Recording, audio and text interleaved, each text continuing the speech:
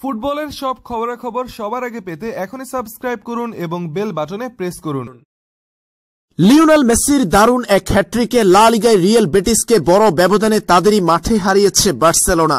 দল হারলেও বেটিসের সমর্থকরা আর্জেন্টাইন ফরোয়ার্ডের অসাধারণ পারফরম্যান্সের স্বীকৃতি দিতে কুণ্ঠাবোধ করেনি। হ্যাট্রিকের পর উঠে দাঁড়িয়ে তুমুল হর্ষধ্বনিতে 5 বারের বর্ষসেরা ফুটবলার লিওনেল মেসিকে সম্মান জানিয়েছিল তারা। রোববার রিয়াল বেটিসের মাঠে লা লিগার ম্যাচটিতে 4-1 গোলে জিতেছে বার্সা।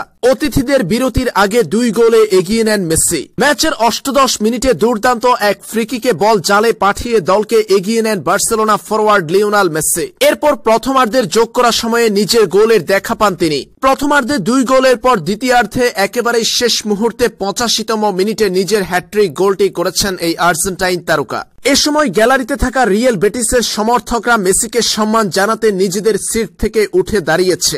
এ প্রসঙ্গে ম্যাচ শেষে রিয়াল বেটিসের কোচ বলেন, আমাদের সমর্থকরা অসাধারণ একজন খেলোয়াড়ের প্রতি সম্মান জানিয়েছে। ব্যাপারটা সত্যি আমাকে অবাক করেছে।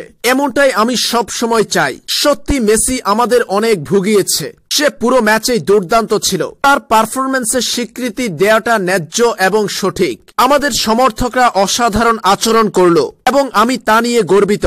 আমি দুর্দান্ত কিছু খেলোয়াড়ের অসাধারণ সব কাজ করতে দেখেছি, কিন্তু গত 12 বছর ধরে মেসি যা করেছে তা কারো সঙ্গে তুলনা করার নয়। মেসির হ্যাট্রিকের পর রিয়াল বেটিসের সমর্থকরা সম্মান জানিয়েছে তাকে, আর তা নিয়ে গর্বিত বেটিসের কোচ। ম্যাচ শেষে মেসির প্রশংসা করে এমনটাই জানিয়েছেন তিনি।